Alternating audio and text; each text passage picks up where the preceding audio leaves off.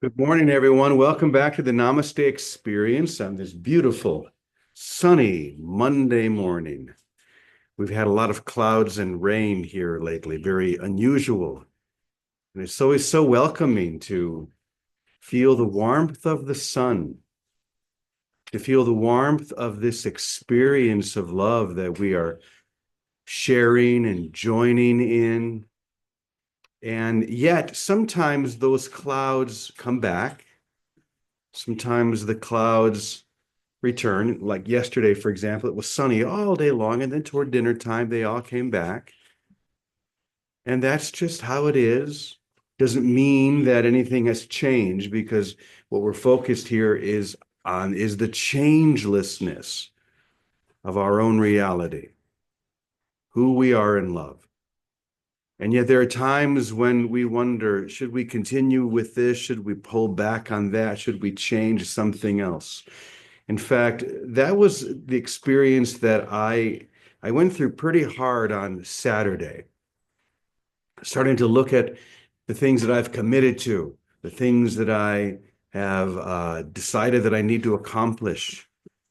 And I began to feel a bit overwhelmed. How many of you have ever felt that before? Oh, I'm sure I'm not the only one. You think maybe I should just pull back. Maybe I should just stop and do something else, go in another direction. So I sat with that all day Saturday. And luckily, in the midst of that, I asked for direction. I asked for guidance. Tell me what I should do. I don't want to try and figure this out on my own. Every time I try and figure this out on my own, it never works. It always gets a little wonky and starts heading in other directions. So you show me, whatever that means, show me what I should do here. And then the next morning, something happened. I was actually at our church service at the Anglican church, and I felt a very strong guidance that even in words, I don't usually feel the words, and I like the word feel more than the word hear. I don't usually feel words. It's more just an openness, a shrouding. But I felt these words, just two. They said, lean in. What I realized is that I had been leaning away. I need to pull back. I need to get away from something. And yet the guidance was no, lean into it. Don't try and get away from it or think I need to do less. In fact, do more. Give more, love more. There's nothing to hold back. It's always that hold back within us that interrupts that divine flow. So I sat with that all during the day.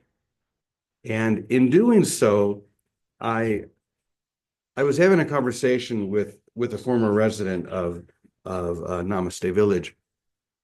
I don't know how many of you remember Brother Jonathan. And we were talking, we were having coffee, and he was going through a similar experience. And so we started talking about three different women, all with the name either Teresa or Therese. Okay, so these are Catholic women, Catholic saints, in fact. So one of them is Mother Teresa of Calcutta. The second is Teresa of Avila. And the third is Therese of Lisieux. Now, I don't know how much you know about each one of these, but I'll just, with a sentence or two, explain. So I think most of us know Mother Teresa, Saint Teresa of Calcutta. And we know the amazing dedication that she had to the poorest of the poor, and how she would say that she would serve everyone that came, no matter who they were, no matter what situation they were in. She would serve everyone, knowing that she was really serving the Christ. And this is what fueled her. And yet, we also know from some of the letters that came out after her death that she went through dark periods where she had no faith. She wondered if what she was doing was completely pointless. And yet she kept giving, she kept serving, she kept her focus. And yet, like any of us, like any human, she would go through those periods. And the same was true for Teresa of Avila. Teresa of Avila, you might know, was a very close compatriot with John of the Cross. And John of the Cross was the one who did a great deal of work on the dark night of the soul. And even how important the dark night of the soul is in our maturation, our spiritual maturation. He compared it to a baby that has been suckled at the breast of the mother. This blissful experience of having this warmth, this love, and everything is provided. But a baby can't stay suckled at the breast of the mother forever. There comes a point in which it needs to step away and grow up. And so it's taken away from the breast and has to stand on its own.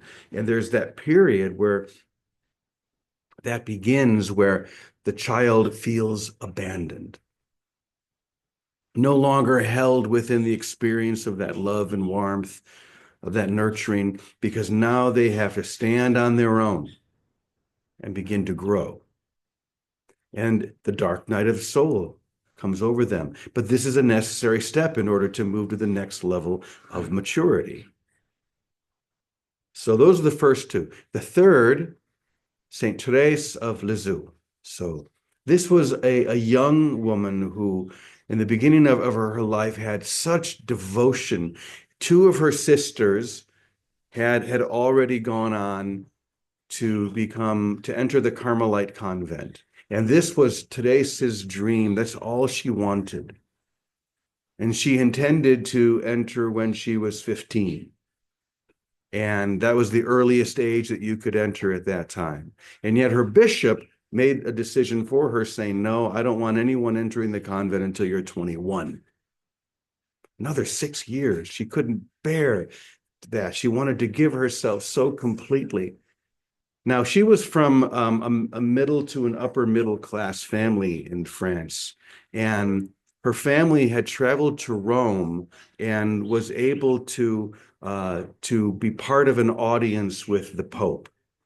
This was in the early 1900s, I think. And usually in an audience, when you come before the Pope, you're presented to them and you bow or you kiss the ring or whatever it is you do. And yet the rule is don't say anything. You're not supposed to talk to the Pope. Right? This is not for you to, this maybe for the Pope will say a few things to you, but you don't talk back to the Pope. That was the rule. Well, Therese did not follow that rule. As soon as she got up to the Pope, she said, my bishop won't let me join the convent. I'm 14, I'll be 15 next year, and I really want to join the convent next year. Can you help me, Your Holiness?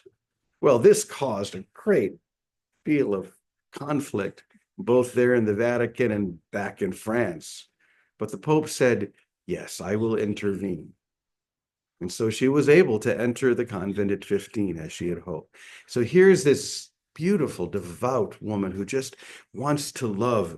In fact, I have a couple of lines. This is one of her lines. She said, the only thing I want badly now is to go on loving till I die of love.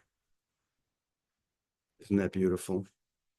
But there came a period a few years later where, like Teresa of Calcutta, like Teresa of Avila, Teresa of Lisieux went through a dark, dark period where she had no faith. She completely lost her faith.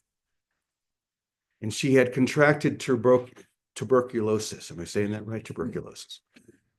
And in the midst of this experience of growing weaker and weaker, of dying, she would say that I have no faith. I don't believe anymore. Suddenly, the bright light of her devotion was dimmed. She couldn't see through it. And yet, what she decided to do, I think, and this is the real point, what she decided to do was rather miraculous. She decided, even though she had no faith, that the only solution was to perform acts of faith, to do things, to be activated, to share, not just to sit back and say, I've lost my faith. What am I going to do? Well, what you're going to do is you're going to perform acts, do things, love people, serve people, even in the midst of this process that you're going through. Your body is suffering, your soul is dry. Perform acts of faith. Now, what she turned to was what we would call the corporal works of mercy. In the church, these are the, I think, 7 or 8 things that you're called to do always. But what Therese found was that in the midst of this dark night of the soul, it was especially important for her. So these are the corporal works of mercy. Number 1, feed the hungry. Find ways to give not only physical or food nourishment, but spiritual nourishment. Feed whoever is hungry. It might be someone in our community who is suffering. Feed them with your love. Feed them with your attention. The second is give water to the thirsty. Once again, that could be physical water. It could be spiritual water. Clothe the naked. We live in a community here where we are very fortunate to have everything we need, but not everyone in our community has that. Clothing the naked could be as simple as putting some clothes here in our magic box. It could be as simple, I'm sure there are places here in town that serve the needy, where we can bring our clothes so that people who don't have that can be clothed. The next one, shelter the homeless. In what ways can we help find suitable housing for the unhoused? That might be donating money to some of the wonderful charities that they have here in town, who are working with the poor, working with those who don't have food or housing. Once again, acts of faith when you have no faith. When you go through a period of soul dryness, what can you do? Well, these are the things you can do. Visit the sick. Even here in our community, there are times when people grow ill and they can't come to the morning session, they can't participate. And I know that you all do this very well already. You go spend time with them. You go and visit and just hang out so that they know that they are part of a loving community. Visit the imprisoned or ransom the captive. Has anyone ever done prison ministry? Ever worked within the prison? Didn't you find that to be so rewarding? Yeah, I've done it as well. I remember I did a concert once in a women's prison in Oregon. And man, that was one of the best concerts I had ever done. Those women went crazy. They just loved it. So however you can do that, fine. In fact, one of the things that I was wanting to do, and this came into my mind, and maybe we'll activate this again, as an outreach of Namaste Village, to find a program where whoever wants to can be assigned to someone in prison to write to them. I was hoping to, maybe I'll just throw this out there. I think it would be easier if we could find a program where we could email. Not all prisons let the people, the men or women there, have access to email, but some of them do. Or what we could do is we could have people assigned to us.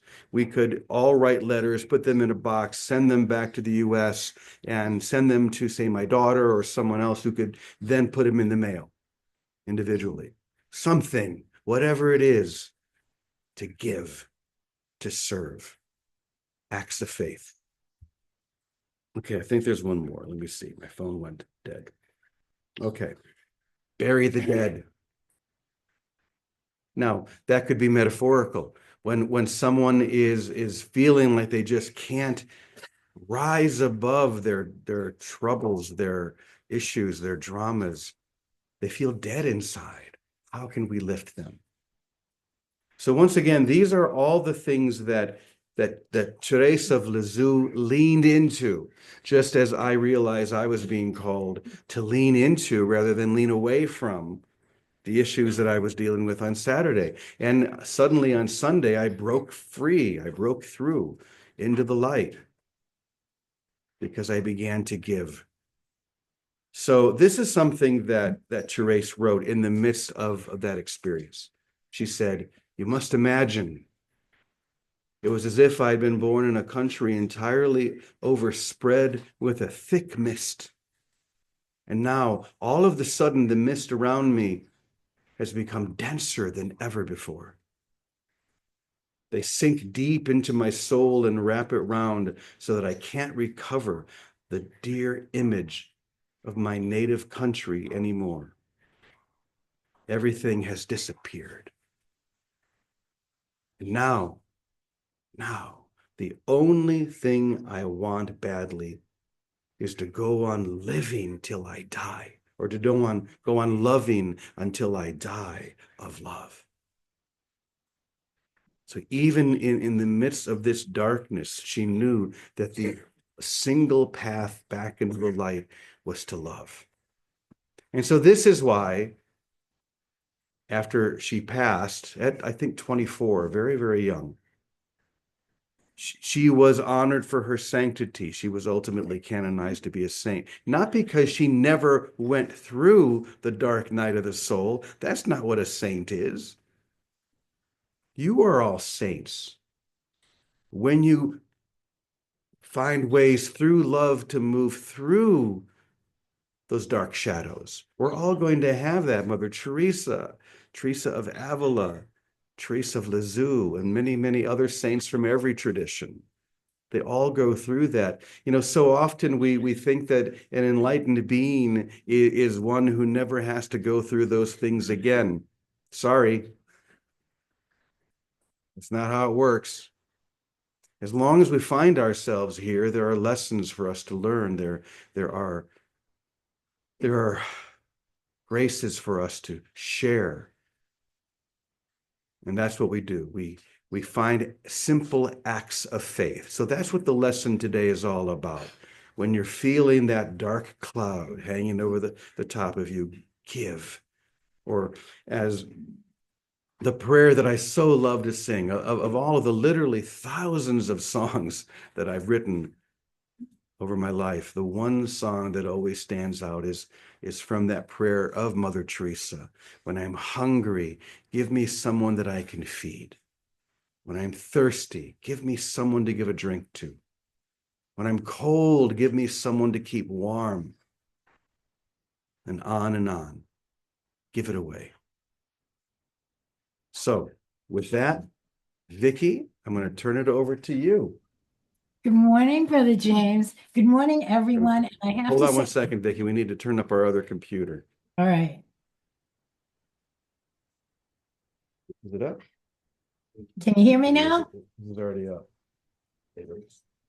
Vicki, can you say Yep. something, Can you hear me, Vicki? Jimmy? Oh, okay, so we're going to go Okay. the route. Oh, I Hold on one. connect the audio here. Oh, all right, try that. All right. How's that? One Are we second. good? It's taking too long. Okay.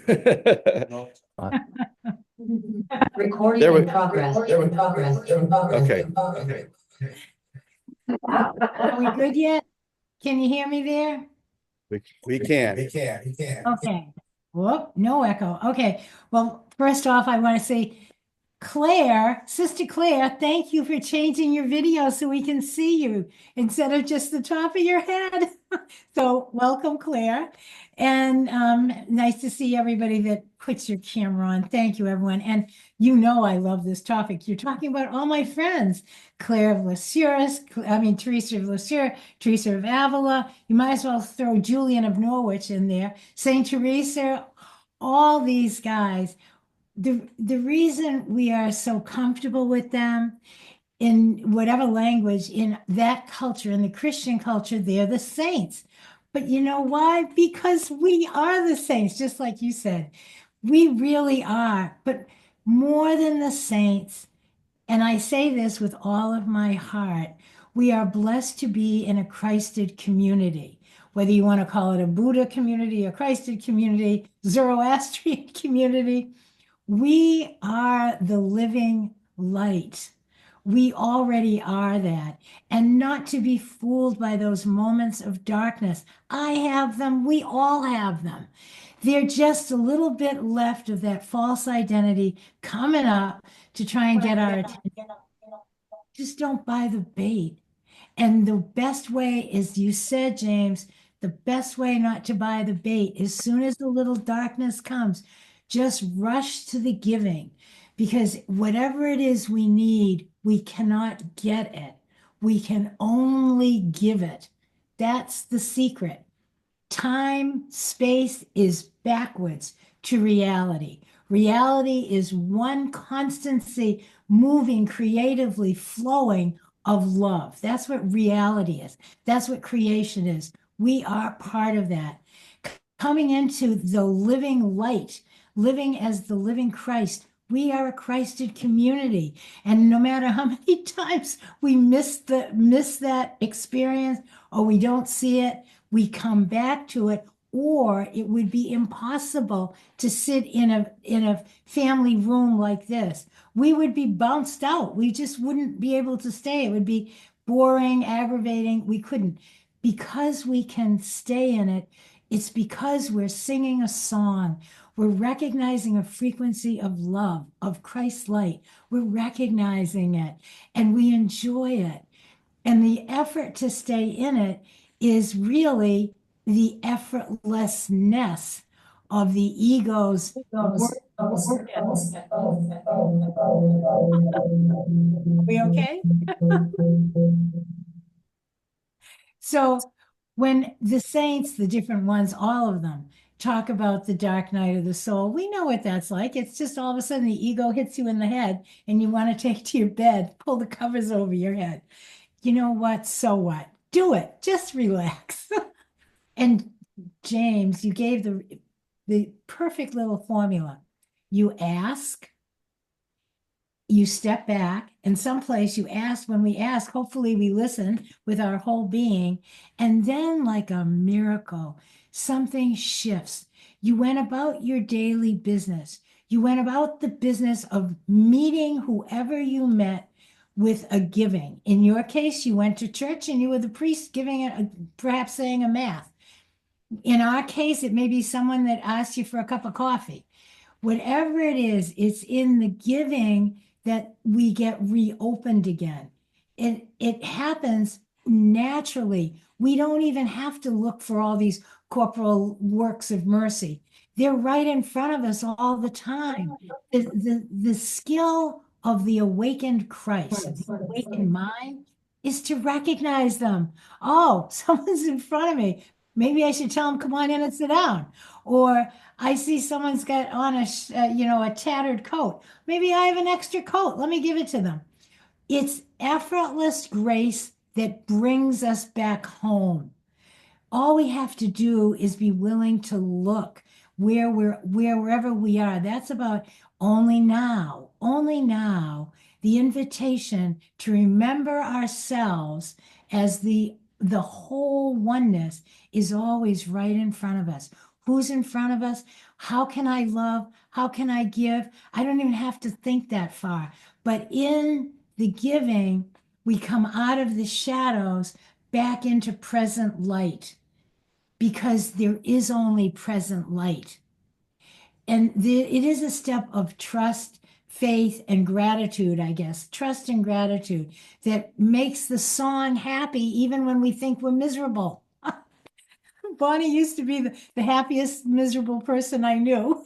And it's true for all of us, because we can laugh at ourselves. This is what an awakening mind is. We are an awakened family. Thank you, God. And we do laugh at each other and laugh at ourselves and say, so what? No big deal. But it's in being present to the present moment. It's effortless to really be present and naturally give. Even when we're blind, deaf, dumb, and blind, when someone's thirsty in front of us or in our consciousness, it's inevitable that you give them a glass of water. It doesn't take a lot of effort. And that's enough. That's enough to spark that light into our own awareness so we find ourselves back at home living in the light. So thanks, Brother James, for all that. Thank you, everyone, for being all that. Thank you for being an awakened family of light and love, knowing that it's as simple as whoever and whatever's in front of us, give of ourselves. That's all. And that will fully restore us to the light and love that we are. And it's natural. Living as the natural Christ is effortless because we live from love, from inspiration, rather than from all the sweat of our brow stuff and effort. So I love you all. Thank you, Brother James. Thanks, everybody. Go ahead, Calico. Take it away. I was just thinking, another way of giving is to forgive. If you have a thought in your mind that they are wrong or they're doing something wrong, that's a gift you can give them. Believe me, I've given many this, and it's a big gift for some. And it's just to quit making them wrong and see what belief is in place that I'm making them wrong with, and then dismantle the belief, because the belief will never help me forgive, ever. Thank you so much. This has been a great session. Wow, what a perfect ending. It's for giving. That's all. That's all we're here to do, is to give, is to share, is to extend. Because that which I give, can you do that? That which I give to thee is received by me. Why? Because there's only one of us here. Just turn it off. Are you recording on it? We were having a lot of technical problems here lately, but that's okay because it's still for giving. And we love you all. Thank you so much for giving so much of your time and energy. For all of you who live here with us at Namaste, all of you who join us every day on Zoom, those of you who watch the session on YouTube, just keep giving it away. You're never going to go wrong if you keep giving it away. And to that, we say, Amen, Amen, Amen, y punto. Thank you, everyone. Have a beautiful day. We'll see you tomorrow. Namaste. Thank you.